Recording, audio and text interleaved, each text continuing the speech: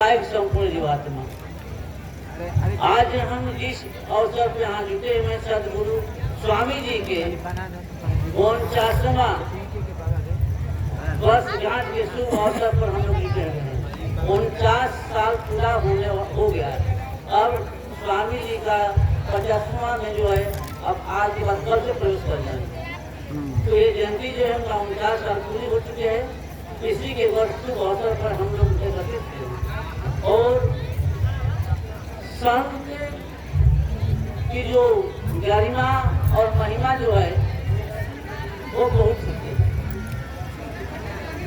संत जो होते हैं इस संसार में धराधाम पर जब आते हैं तो कहा गया है कि पाप की छाई बादरिया बरसन लगे अंगार, संत न होते जगत में जल जाता संसार। संसार को उबारने के लिए, कल्याण करने के लिए संत की उत्पत्ति होती है। बताया गया कि माइक बंद कर पुत्र की उत्पत्ति होती है पिता की मर्यादा को काम रखने के लिए, और शिष्य की उत्पत्ति होती है गुरु की मर्यादा को काम रखने के लिए। स्वामी की सेवक की मर्यादा, स्वामी की मर्यादा रखने के लिए सेवक की उत्पत्ति होती है। लेकिन संत जो है यह ब्रह्म विधान को मजबूत करने के लिए धराधाम पर आते हैं। जो ब्रह्म का विधान बना हुआ है, जो सृष्टि कायम हुई वो ब्रह्म से हुई है। अब ब्रह्म के द्वारा ही इस सारे संसार की क्रियाएं चल रही है। तो ब्रह्म के विधान जो बना हुआ है उसी को मजबूत करने के लिए संत यहाँ पैदा होते हैं। वैसे भी सदगुरु स्वामी ब्रह्मानंद जी वैसे ही महापुरुषों में एक थे और वो पूर्ण थे। जिनका जन्म जिस तिथि को हुआ है वह 9 अक्टूबर है। 9 अक्टूबर जो शब्द है मैं तो शब्द ऐसा शब्द है कि अपूर्ण नहीं है, पूर्ण है। इसलिए कि 9 के पहला जब पढ़ेंगे तो किसी भी शब्द को जोड़ेंगे तो 9 ही आएगा। 9 गुना 18, 18 एक तो 9 आएगा, 29 27 7 तो 9 आएगा। अरे जो भी शब्द यहाँ जोड़ेगा तो 9 का पूरा 9 से 10 तक, 1 से 10 तक 9 ही आएगा। अरे वो पूर्ण शब्द है। और स्वामी जी पूर्ण थे, पढ़े लिखे बिल्कुल नहीं थे, उनको कोई अक्षर बोध नहीं था। लेकिन जिस दिन उनको ब्रह्म ज्ञान की उत्पत्ति हुई, जब उनके अंदर शक्ति आई तो अपने मुखारबिन से वह ब्रह्म वाणी के द्वारा, ब्रह्म शब्द के द्वारा उन्होंने अपने बहू से पुस्तक लेकर शब्द देकर चले गए। अब बात यही कि जो भी महापुरुष आते हैं अलग से कोई विधान बनाते नहीं आते हैं। उनका अलग कोई विधान नहीं होता है, उनका कोई अलग कार्य क्षेत्र नहीं, बल्कि जो ब्रह्म का विधान है जब उसमें गड़बड़ी हो जाती है, उसमें खामियां आ जाती है, उसमें दोष जब आ जाता है तो उसको एक नई दिशा उसमें चुनौती करते हैं। और शुद्ध शब्द, शुद्ध ज्ञान, शुद्ध उपदेश और शुद्ध कर्म कर और कराकर इस समाज को स्वच्छ और पवित्र बनाकर समयानुकूल चले जाते हैं। जो संत होते हैं, जो ज्ञानी होते हैं, जो पहुंचे हुए महापुरुष होते हैं, वो कभी भी समाज में दरार पैदा नहीं करते हैं, समाज में विस्फोट पैदा नहीं करते हैं, समाज को तोड़ने का काम नहीं करते हैं। जो संत होते हैं उसको समाज को जोड़ने और मजबूत करने का काम करते हैं। संत वैसे ज्ञानी हैं जो कि एक सूत्र में प्रेम के धागा में जैसे धागा को मुक्त किया जाता है, उसे ही समाज को देते हैं। स्वामी जी की वाणी है, अपने मुखाबिल से कभी बोल गए हैं कि समाज बनाना नहीं है, समाज बना हुआ। उनकी वाणी है, उनकी वाणी थी कि समाज बनाना नहीं है, समाज बना हुआ है। तब हम लोगों को क्या करना है? हम लोगों को दिशा निर्देश देना है, समाज को चेतावनी देनी है और उपदेश देना है, और न किसी की निंदा करना है, किसी की शिकायत करना है, किसी को बात करना है। केवल हम लोग का जो कार्य क्षेत्र है, जिस कार्य क्षेत्र में हम लोग त्यागी पैदा होकर आए हुए और यह समाज जो बना हुआ है, सबका एक उद्देश्य यही है, हम जहाँ रहें सदगुरु की वाणी का संदेश दें और समाज को जोड़ने का काम करें, सजाने का काम करें। स्वामी जी जैसे कोई अज्ञान व्यक्ति है या कोई के समाज से नहीं जुड़ा हुआ है, बहुत दुख से कष्ट से पीड़ित है, अशांति है, तो कोई रागी व्यक्ति दूसरे का देता है कि आप बहुत दुखी हैं, बहुत कष्ट में हैं, बहुत पीड़ित हैं आप अपनी वेदना से, तो महात्मा जी लोग यहाँ चले जाइए और आपका कल्याण हो जाएगा। वो भी व्यक्ति समाज का सेवा कर रहा है, वो भी व्यक्ति स्वामी के संदेश को पठा रहा है। ये नहीं कि केवल हम ही कर रहे हैं, हम ही महान हैं, हम ही जो कहेंगे वही सत्य है। एक बात और है कि समाज के लोग किसी भी महात्मा से, किसी भी त्यागी से, पुरुष त्यागी हो या नारी त्यागी हो या कोई भी त्यागी हो, कहीं से भी जुटे हुए समाज के लोग हैं, हमको एक हर्ष होना चाहिए, हमको इस बात की खुशी होनी चाहिए कि आखिर कोई व्यक्ति कहीं भी जुटा हुआ है तो सदगुरु के द्वारा जुटा हुआ है, सदगुरु के संदेश में चल रहा है, तो हमको माने या किसी अन्य त्यागी को माने, उसमें क्या लेना देना है। इसमें किसी तरह की द्वेष, ईर्ष्या, घृणा, घमंड, अहंकार नहीं होना चाहिए। लेकिन ये नहीं कि हमारा समाज है, ये हमारा शिष्य है, हम इनको बनाए हैं, तो आपका कोई अधिकार इसमें नहीं है, भाई आने और जाने का, बोलने बचाने का, ये बात नहीं होना चाहिए। हम उस तरह से संदेश दें कि जो सबसे प्रेम पैदा करे, तब हमारा समाज का निर्माण होगा। समाज बनाया हुआ है, लोग कहते हैं कि हमारा समाज है, हमारा समाज क्या है, आपका क्या समाज है? अगर आप पर गुरु की कृपा नहीं होगी, आप पर गुरु की कृपा नहीं होगी, तो आपकी वाणी फेल हो जाएगी और उस व्यक्ति का कल्याण नहीं होगा। जब आपकी गुरु कृपा आपके ऊपर रहेगी, सदगुरु की हमेशा छाया आपके ऊपर बनी रहेगी, तो आप अपने मुखाग्नि से कुछ भी बोल दीजिएगा, कोई भी शब्द, कोई भी जड़ी बूटी दवा, कोई भी घास पात, यही पर जो नमके गर्म पानी में कुछ भी बोल दीजिएगा और उस व्यक्ति का कल्याण हो जाएगा।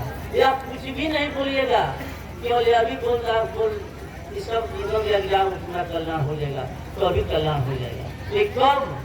जब आपके ऊपर सदगुरु की कृपा होगी। और सदगुरु की कृपा कब होगी? सदगुरु कृपा कब करते हैं भक्तों पर? थोड़ा ध्यान दीजिए आप लोग इस बात पर। सदगुरु की कृपा कब होती है? जब हम सबके सामने झुक जाते हैं, नमन हो जाते हैं और हर आत्मा में परमात्मा को देखकर और उसके सामने हम झुकते हैं। जिस समय हम झुक जाएंगे, सदगुरु की कृपा असीम हो जाएगी। झुकना, कृपा मांगना नहीं पड़ेगा, अपने आप हो जाता है। कुछ नारी वर्ग लोग हैं कि कभी कभी आती तो क्या कहें गुरु महाराज जी, क्या कहें महात्मा जी, हमारे पतिदेव जी हमको तो बहुत कष्ट देते हैं, हमारे बात में हमारे शराब पीते हैं, जुआ खेलते हैं, क्या नहीं करते हैं, बहुत ऊँचा सीधा काम करते हैं, बहुत मैं अपने पति से ही करता हूँ। लेकिन मैं चाहता हूँ एक बात कि आप उनसे जरूर परेशान हैं, लेकिन परेशानी का एक यही कारण है, आप कौन सा कारण है? आप बने हुए हैं, आप कुछ देवी बन जाइए, आपके पति देवी देवता बन जाएंगे। लेकिन आप देवी बनना नहीं चाहते हैं, तो अपने पति कैसे कुछ देवता बना देंगे? संत महात्मा ये आज से नहीं, स्वामी जी भी आए, आपका चले गए, और आज के भी सब लोग महात्मा गाँव लोग कह रहे हैं, फिर भी आप लोगों को कोई प्रभाव पड़ने वाला नहीं है। क्या? जब आपका आचरण, आपका व्यवहार, आपकी वाणी, आपका खान पान, आपका पहिरन पोशाक, आपका वेशभूषा जब देवी के रूप में हो जाएगा, तो खुद कुछ कालांतर में, कुछ समय में आपकी शक्ति काम करेगी और आपके पतिदेव जी देवता हो जाएंगे। तो पहले आप देवी बनने की कोशिश कीजिए। आप लोग जब देवी बन जाएंगी तो आपके पतिदेव देवता बन जाएंगे। लेकिन आप देवी बनना ही नहीं चाहते हैं, केवल कहती हैं तखनी केवल है।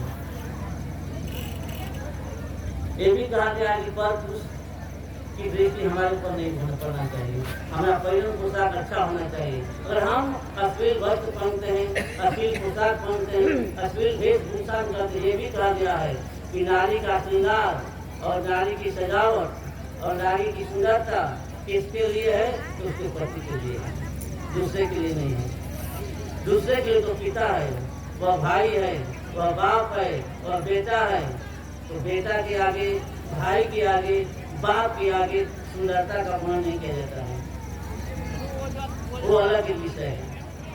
जब भी नारी की सुंदरता जो भी होता है वो उसके पति के लिए होता है, उसकी सजावट होती है उसके पति के लिए होता है, न कि दूसरे के लिए होता है। तो अगर आप सजावट करती हैं, सुंदर बनना चाहती हैं, तो अपने पति के सामने बनी, किसी अन्य पुरुष के सामने बनने की कोशिश मत कीजिए। अगर नहीं बनिएगा और आप देवी बनकर रहेंगी तो आपके पति देवता बन जाएंगे। बनाना नहीं पड़ेगा, ये तो आप ही का दोष है।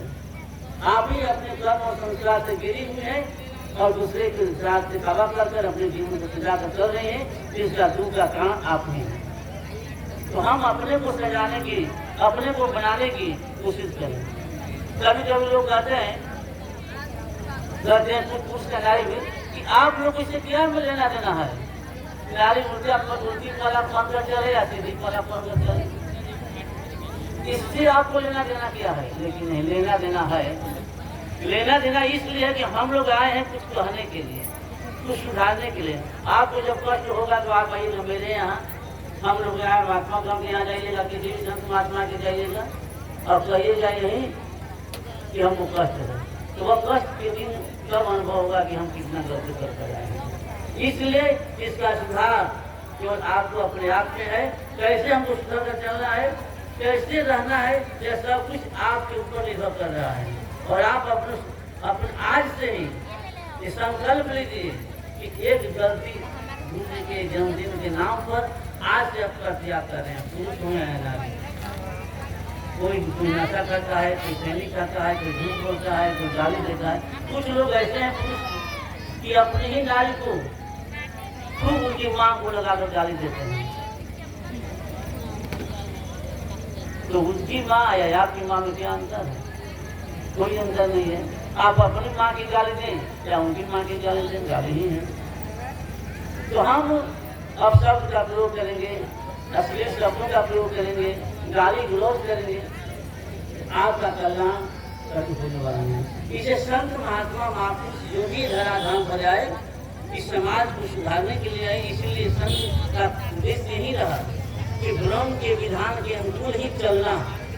जो भी उपदेश संदेश दिया गया है, आपको सुधारने के लिए, आपको गलती काम से बचने के लिए, अश्लीलता और बुरे व्यसनों से बचने के लिए ये सब बात कही जाती है। आप इसको सुधारने की कोशिश।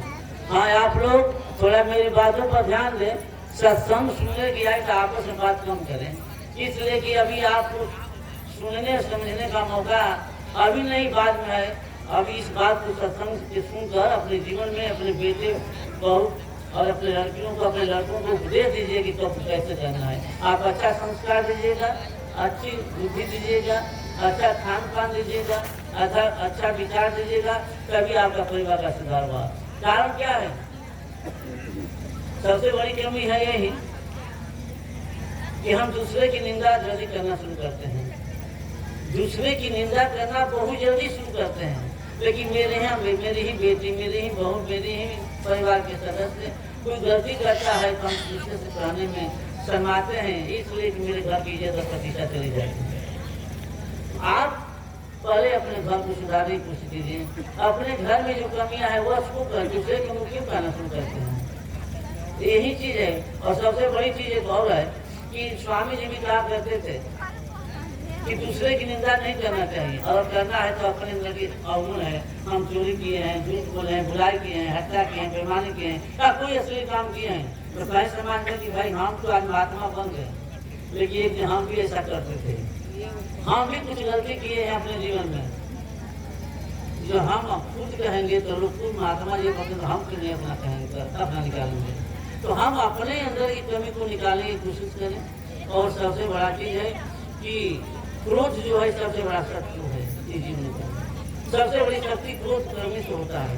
आप हम मान लें कि हमारा कोई निंदा कर रहा है, कोई हमको कहकर चला गया तो कहकर चला गया, लेकिन हम क्रोध करके अपने अंदर की शक्ति को खो देते हैं। खत्म कर दीजिए। वो कहने वाला कह दिया, हमको क्या करना है, अगर हमसे गलती हुई है या हो रही है उस दिन से गलती का त्याग कर देना है। अगर गलती नहीं हुई है फिर वो गलती हमको लगा रहा है तो हमको चेतावनी गुरु द्वारा मिला कि हमको ऐसा गलती नहीं करना चाहिए। वो गया काम खत्म, प्रूफ करने की क्या जरूरत है। लेकिन वह हमको ये अनुभव हो रहा है कि हमको वह कहा, उसे कहने का क्या अधिकार है कि वो हमको कह सकता है, उसका जीव का बात अंदर निकाल देगा।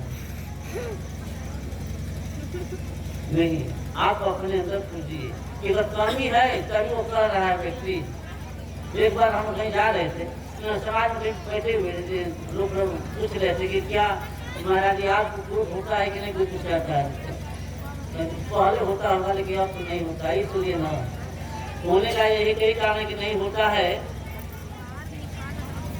कि लोग मेरी निंदा कर रहे हैं।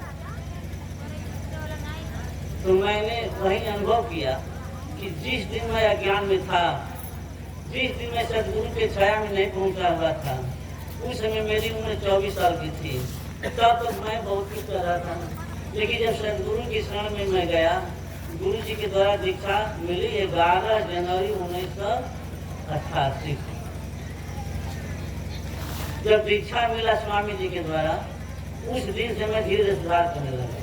और जब मेरे अंदर ज्ञान जब हुआ तो मैं खुद उपदेश देना शुरू किया। तो जो व्यक्ति कर रहा है वो तो अज्ञान में कर रहा है। जिस दिन उसके अंदर भी सदगुरु शक्ति आ जाएगी तो वह अभी मेरे जैसा उपदेश देना शुरू करेगा। रोज यूट्यूब का निकाल लेते हो, ठीक है कर रहा है। अगर हम चल रहे हैं, सामने आकर कोई प्रश्न करेगा तो उसका उत्तर हम देने के लिए तैयार हैं। लेकिन मेरे पीछे दाएं बाएं कोई कह रहा है हम जा रहे हैं तो उसको ये हमको ये अनुभव होना चाहिए कि उसको ये समझ में आए कि सुन नहीं रहे हैं महात्मा ने, हम अपना कर रहे हैं, जा रहे हैं, यही चीज़ है। और लोग कहते क्या है, यह सुनने और समझने की चीज़ है। और इसमें समाज की बात रही, समाज स्वामी जी के समय में कुछ और था। स्वामी जी के विषय में सबसे बड़ी समाज की विशेषता यही थी कि स्वामी जी कुछ नहीं करते थे, न अपना जन्मदिन मनाते थे, न कहीं किसी को इसे कुछ कहते थे। समाज के ही लोग कहे कि जन्मदिन मनाएंगे महाराज, तो ठीक है आप लोग मनाना है मनाइए, बुलाएंगे आप लोग, आएंगे आपके यहाँ सत्संग प्रवचन करके चले जाएंगे, और नहीं बुलाइएगा तो आप लोग अपना मना लीजिएगा। और उसमें क्या खर्च लगेगा, क्या लगेगा, क्या नहीं लगेगा, कौन देगा कौन नहीं, आप लोग समझिए, हमको कुछ लेना देना नहीं है।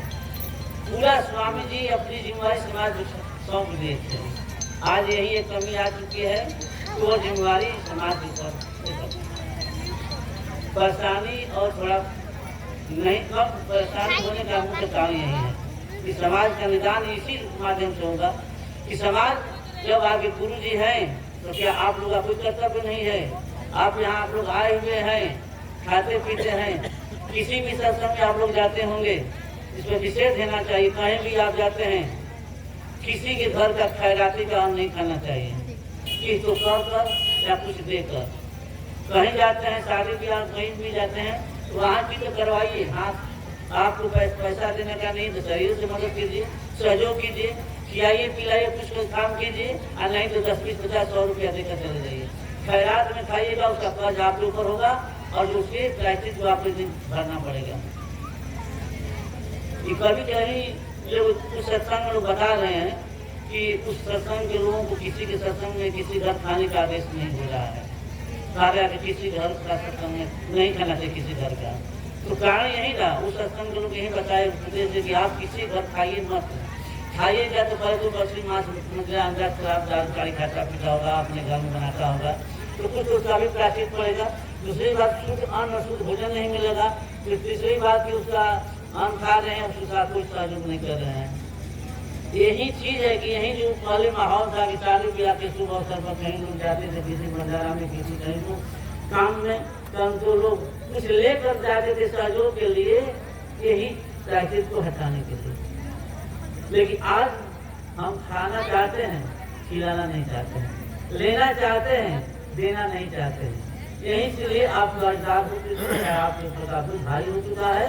यही कारण है कि आप दुखी हैं या दरिद्र हैं या ज्ञानी हैं, सुखी नहीं है।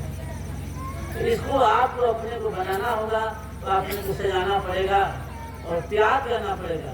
किसी भी क्षेत्र में रहें, आध्यात्मिक क्षेत्र में रहें या सांसारिक क्षेत्र में रहें, हमको त्याग करना पड़ेगा और सेवा करना पड़ेगा। यह स्वामी जी की जो वाणी है सार्थक है।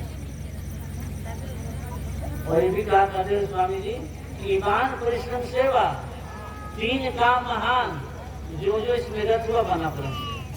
ईमान परिश्रम, ईमान का मतलब ईमान में बहुत कुछ आ जाएगा। ईमान शब्द का अगर विश्लेषण किया जाएगा तो घंटों लग जाएगा। ईमान शब्द से केवल बोलने में जो भी आप कार्य कर रहे हैं, अपने दैनिक जो कोई भी कर्म कर रहे हैं, क्रिया कर्म क्रिया, वो क्या है? वो सब ईमान के अंदर जाएगा। और कर्म और क्रिया में अंदर है।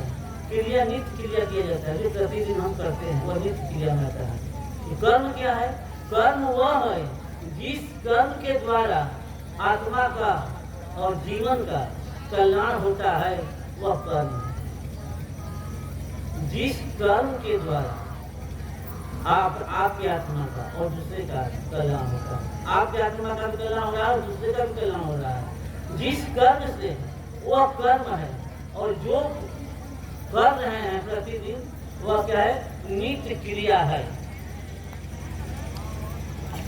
तो नित्य क्रिया में और कर्म में अंतर है। तो कर्म हम करेंगे तभी हमारा कल्याण हो सकता है। तो यही चीज है कि कर्म कर ही आत्मा का कल्याण किया जा सकता है, और इसी पर हमको विचार करना है। तो संत महात्मा महापुरुष जो भी आए, तो स्वामी जी जो संत आए, संत कोई टाइटल नहीं है। बहुत से लोग अपने नाम के आगे संत शब्द लिखकर संबोधित कर देते हैं। कोई संत शब्द लिखने का चीज नहीं है।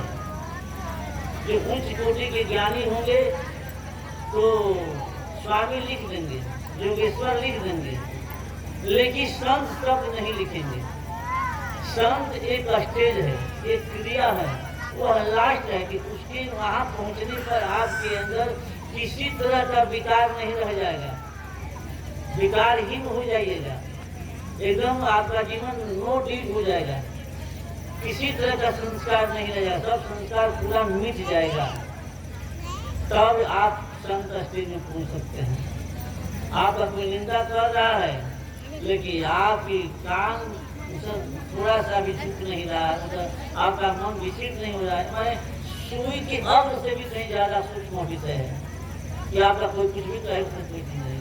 कोई फूल चढ़ाए क्या कोई टीचर चढ़ाए, कोई गाली दे अच्छा प्रशंसा करे, कोई मान सम्मान करे क्या अपमान करे, सब स्थिति में हो आप हैं तब अभी संत है। संत बनना बहुत कठिन विषय है। आप अपने नाम के आगे तो संत लिख कर संबोधित करते हैं। कोई लिख रहा है तो उसको भी कर नहीं संत मत लीजिए, श्री शब्द लिख दीजिए, श्रीमन श्रेष्ठ होता है। लेकिन संत शब्द बहुत बड़ा शब्द है, अपने नाम के आगे संत लगा देना ये आपके ऊपर की बात नहीं है। इसलिए कोई भी टाइटल लिखने से पहले, उसको संबोधन करने से पहले लोग बात रह रही कि हम लोग विरक्त हो चुके हैं। विरक्ति का अर्थ क्या होता है? विरक्ति का अर्थ किसी वस्तु व्यक्ति पदार्थ आसान चीजों की आसक्ति न हो, तब हम विरक्त हैं। अगर हमको वस्तु व्यक्ति पदार्थ और स्थान से आसक्ति है तो हम विरक्त नहीं हैं। जिस स्थान पर बैठे हुए स्थान छोड़ना नहीं चाहते। स्वामी जी इसीलिए करके आसक्ति अपनाना नहीं है, पहले हम लोग सेवा कर रहे हैं अपने शब्द का, अपने ज्ञान का, कहीं भी हम सेवा कर रहे हैं, कल्याण कर रहे हैं, कहीं जा रहे हैं कर रहे हैं, हमको उसे लेना दें। तो हमको कोई खिलाया तभी सही, नहीं खिलाएगा सही, देगा सही, नहीं देगा तभी सही। कुछ लोग कहते हैं कि आप लोग का काम कैसे चल जाता है? चल जाता है, सब कुछ पूरा हो जाता है। लेकिन हम जब उन पर रहेंगे तब। यही जितने भी त्यागी हैं स्वामी जी के, किसी को त्यागी नहीं बनाए हैं, किसी को भेष नहीं दिए हैं, किसी भी नारी त्यागी को वस्त्र बदलने के लिए नहीं गए हैं, अपना श्रृंगार उतारने के लिए नहीं गए हैं, किसी को अपना परिवार छोड़ने के लिए नहीं गए हैं। लेकिन जितने भी लोग विरक्त हो गई तो सब कुछ छूट गया। जितने भी खुश लोग आए उन लोगों को भी नहीं कहा गया कि अपना घर परिवार छोड़ दीजिए, अपने बच्चे को छोड़ दीजिए, अपना परिवार छोड़ दीजिए, अपना खेती व्यवसाय छोड़ दीजिए। जब उनमें त्याग आया, केवल गुरु जी क्या दिए? एक नाम दिए और एक नियम दिए। इतना दिए हैं, एक नाम दिए और एक नियम दिए। नाम नियम के माध्यम से आपको जोड़ दिए और कहे कि इसको करना यही सबसे मूल पूजा है। और संसार में लोग कहते हैं कि बिना स्नान किए काम चल जाएगा, लेकिन इस संसार में बिना स्नान किए काम नहीं चलेगा। किसी भी हालत में रहना होगा, कहीं भी रहना होगा, लेकिन स्नान करके ही भोजन करना होगा। तो एक नियम प्रतिबंध में चलना पड़ेगा और गुरु मंत्र का जाप करना पड़ेगा। तो जो लोग नाम और नियम केवल मिला गुरु के द्वारा, लेकिन त्यागी बड़े बड़े हो गए। कोई अन्न का त्यागी हो गया, कोई बिना नमक तेल मसाला का त्यागी हो गया, कोई जो है केवल फले दूध खा रहा है, कोई मीठा पकवान खाते हुए पानी नहीं पी रहा है, कोई दूधे पी के रह रहा है, न अन्न खा रहा है, न जल पी रहा है, न फल खा रहा है, केवल दूध पीते रह रहा है। कहने का अर्थ है कि वो कौन सी ऐसी शक्ति उन्होंने अंदर आ गई, चमत्कारी शक्ति, कैसे लोग त्यागी बन गए। अभी तक जितने भी संस्था के लोग हैं त्याग कराते हैं, भेष देते हैं, शिष्य बनाते हैं, कुटिया पकड़ते रहने के लिए, लेकिन इसमें किसी को नहीं कहा गया है। इसका अर्थ यही हुआ कि आप जब सदगुरु के आश्रय हैं तो सदगुरु पर भरोसा रखिए। किसी भी त्याग के जीवन की शुरुआत में पूछिएगा तो कैसा आपका चल रहा था, कैसा त्याग था पहले प्राइमरी स्टेज में, शुरुआत में। सब त्यागी अपना अपना कहानी बताएंगे। उस समय गाड़ी भाड़ा के लिए पैसा भी नहीं मिलता था। कुर्ता गंजी धोती जूता टूट भी जाता था, कभी किसी से मांगना नहीं था। खुद हम पाने हुए, दूसरे की बात हम क्या कहेंगे। हम एक धोती 14 महीना पड़े पीरा देकर, अब गंजी भी पहने। हमको पहाड़ी जन्मदिन पर जाना था, मेरे पास पैसा केवल 5 रुपया था। केवड़ी से हमको पहाड़ी जाना था। हम वहाँ से आ रहे थे, स्वाद में हम वहाँ पैसा मांग रहे तो 10-50 रुपया भी मिल जाता, लेकिन आदेश था कि मांगना नहीं है, नहीं मांगे। चल दिए, पैदल आए उधर, तब बस पकड़े तो 5 रुपये में बहुआ है, तो सोचे कि स्वामी से भेंट हो जाएगा। यहाँ राम कृष्ण जी का मंदिर था, वहाँ जब आए तो वहाँ स्वामी जी चल गए थे बस में। वहाँ जब गए थे सब लोग चले गए थे, हम बैठ कर। अब शाम का 4 बज रहा था, पैदल भी नहीं जा पहुँच पाते, मेरे पास पैसा था ही नहीं। अब कैसे पहुँचे आके, जाना जरूर है 9 अक्टूबर को। बैठे हुए थे, एक व्यक्ति आए, हमको हम पहचान नहीं पाए कि स्वामी के लोग भक्त थे। तो क्या जाए महात्मा जी, तो हमको जाना है 9 अक्टूबर को पहाड़ी। उसी समय हम लोग पहाड़ी गए थे, पहले पर 90 में शायद। तो कहे कि चलिए चलिए, तो हम कैसे जाएंगे, मेरे पास पैसा नहीं, हम नहीं जाएंगे। लेकिन चलिए ना, हम भी चल रहे हैं, आपको बता देंगे। तो एक ही सीट पर हम लोग बैठ गए थे। इधर अंदर लोग बैठे हुए थे, बाहर हम बैठे थे। आए कंडक्टर बोले कि पैसा दीजिए, ठीक है हम पैसा दूँगा, आपने पैसा दूँगा, मैं भाड़ा दे दिया, हम लोग पारी पहुँच गए। जब सदगुरु की जब कृपा रहेगी सब कुछ हुआ। उस समय 5 रुपया 2 रुपया भी मुश्किल था कि कैसे हम लोग आएंगे जाएंगे। खाना रखा हुआ है, खाने के लिए कुछ मांगना नहीं है, घर पे खाए, आधा पे खाए, सीखे खाए। लेकिन आज जब सदगुरु की कृपा हो गई, सब कुछ ठीक है, तो न पहनने की दिक्कत है, न खाने की दिक्कत है, न रहने की दिक्कत है, न कहीं आने जाने की दिक्कत है, सब कुछ ठीक है। वो समय एक धोती के लिए मुमताज थे, आज है कि 10वीं धोती भी मिल जाती है, साल रखा हुआ केवल पहनना है। तो कहने का अर्थ है कि आप त्याग कीजिए, तपस्या कीजिए, गुरुवाक्य का पालन कीजिए, किसी लाल लोग और प्रतिष्ठा मत करिए। बस किसी भी त्यागी का कल्याण हो जाएगा और सब त्यागी अपने लक्ष्य तक पहुँच जाएंगे। ज़्यादा फंसने और फंसाने की बात नहीं, ज़्यादा करने की जरूरत नहीं। केवल आप अपने जीवन को सुधार करिए। जिस लक्ष्य से आप पैदा हो गए हैं, वो त्यागी बनकर, तो त्यागी का धर्म निभाइए।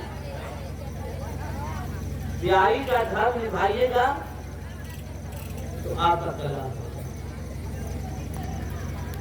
अगर हम त्यागी से थोड़ा हट कर अपना परिवार या पैसे के लोभ में या धन के लोभ में या प्रतिष्ठा के लोभ में थोड़ा पड़ेंगे, ये दिक्कत हो जाएगी।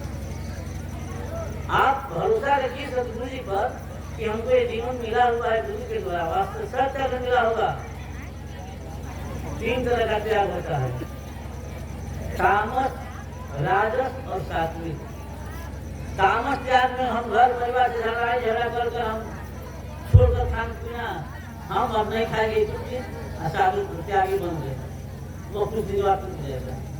अगर लालच में राजस और लालच लोग में आकर त्यागी बन गए, वो भी खत्म हो जाएगा। सात्विक त्याग वो है कि सदगुरु की साधना करें, सदगुरु हृदय आंगन में आकर बैठ गए और सदगुरु बैठ कर आपको दिए आज से काम धंधा छोड़ दो, आज से एक खाना पीना छोड़ दो, आज से फल दूध खाना है। लेकिन छोड़ने के बाद भी परीक्षा होगी गुरु के द्वारा।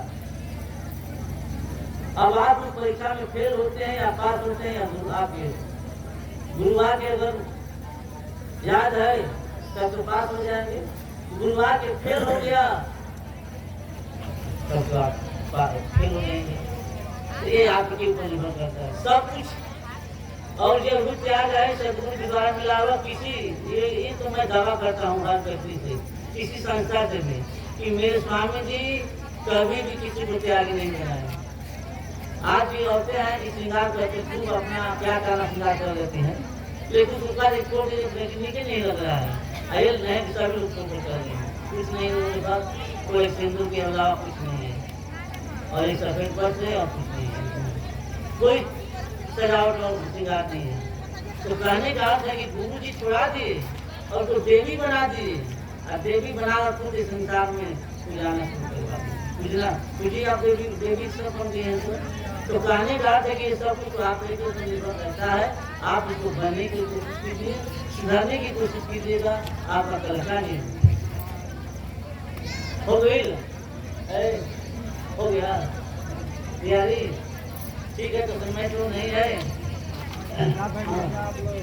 हाँ, ये एक बहुत आवश्यक सूचना है। थोड़ा सभी नारी वर्ग जो अगर लोगों में सोई हुई है, थोड़ा जगा दीजिए लोगों को। और मेरी बात को विशेष ध्यान से सुनिए आप लोग। एक बहुत भारी समस्या समाज के बीच में है, और समस्या ये है बहुत कि वो आप लोगों को सुनने ही लायक है, और सुनकर आप लोगों के द्वारा इसमें सहयोग और सेवा करने का शुभ मौका आपको दिया जा रहा है। आप लोग उस मौका को कभी भी छूटने की कोशिश मत कीजिए। 6 दिसंबर 1984 को स्वामी जी की प्रथम त्यागी देवी मीरा जी हुई, जो उस समय जब त्याग में आई तो केवल दूध पी रही थी। कुछ दिन तक तो परिवार बाहर जाने नहीं दिया, आधा पेट खाते कर 1 गिलास 2 गिलास दूध देकर नहीं देकर भी लोग रखे। जब उनका स्थानीय हो गया तो मीरा देवी जी को तब घर से छोड़ना पड़ा। 5-6 साल के बाद वह समाज में आई, और समाज में जब आई तो समाज के लोग मीरा देवी जी को अपना डेट लेना शुरू किए, और सभी लोग 2 दिन 4 दिन 10 दिन 5 दिन जो जितना दिन लिया अपना लिया जाने लगे। लेकिन हुआ क्या अब समस्या ये रही, अब उनकी अवस्था कुछ ज्यादा हो चुकी है। उनके त्याग का 39वां साल चल रहा है। 39 साल ये दिसंबर जब पूरा 6 दिसंबर हो जाएगा तो पूरा 39 साल हो जाएगा, और 40वां साल में प्रवेश करेंगे। उनकी स्थिति इस समय ऐसी हो चुकी है, उनकी आंख से दिखाई नहीं दे रहा है, बिल्कुल नहीं दिखाई नहीं दे रहा है। वह चलने फिरने कोई भी क्रियाक्रम करने में असमर्थ है, और जहाँ जाती है वहाँ 2 महीना 4 महीना एक भी व्यक्ति के यहाँ कर रहे हैं। आप लोग से यही मेरा आग्रह है कि 2 दिन 4 दिन 10 दिन आप लोग देख ले लीजिए मीरा देवी जी का, कम से कम 10 दिन 5 दिन भी अगर आप लोग अपने यहाँ रखिएगा तो वह समय बीत जाएगा और एक व्यक्ति के ऊपर भार भी नहीं पड़ेगा। यही एक आवश्यक सूचना है और आप लोग विशेष रूप से इस पर ध्यान देने की कोशिश कीजिए कि जिससे वो फल जिस समय फल दूध का आहार कर रही है तो जो उनका आहार है फल दूध है। और आप लोगों को विशेष रूप से चेतावनी है कि जिन लोगों को श्रद्धालु लोगों को भक्तगणों को ये होगा श्रद्धा तो कल अपने यहाँ आकर मीरा देवी जी का डेट लिखवा लीजिएगा और उनको लिख कर दे दिया जाएगा कि हाँ आप। एक बात और है कि जो लोग डेट लेंगे उन लोगों को वहाँ से देवी जी को ले जाना पड़ेगा। यही एक है कि ले वो अपने से जाने में असमर्थ है, किसी को दिखाई नहीं दे रहा है तो आप लोग से विशेष यही मेरा कहना है कि जब भी उनको लेना है तो लेकर आप जा सकते हैं। ठीक है, यही सूचना था और आप समझ कर कल सवेरे कुछ वो भजन गा देते हैं।